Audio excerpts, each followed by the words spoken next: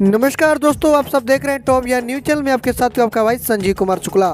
साथियों, हर हर महादेव। आज सोमवार है और तीसरी सोमवारी है श्रावण मास की, और आज ही के दिन खेसारी लाल यादव जी के माध्यम से एक बहुत ही सुंदर सा गीत आने जा रहा है, जो कि अब तक की सबसे बड़ी सुंदर गीत कही जा सकती है, बिल्कुल पारिवारिक कही जा सकती है।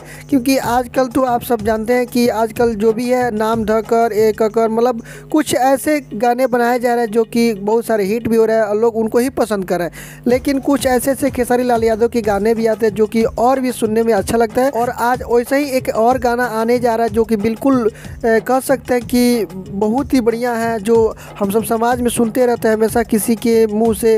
वैसे ही गाना आज खेसारी लाल यादव जी लेकर आ रहे हैं, जिस गाने के नाम है केवड़िया खोली। इस गाने को हालांकि सुबह में 6 बजे रिलीज़ किया जाना था, लेकिन पता ना आज क्यों नहीं रिलीज़ किया गया सुबह 6 बजे।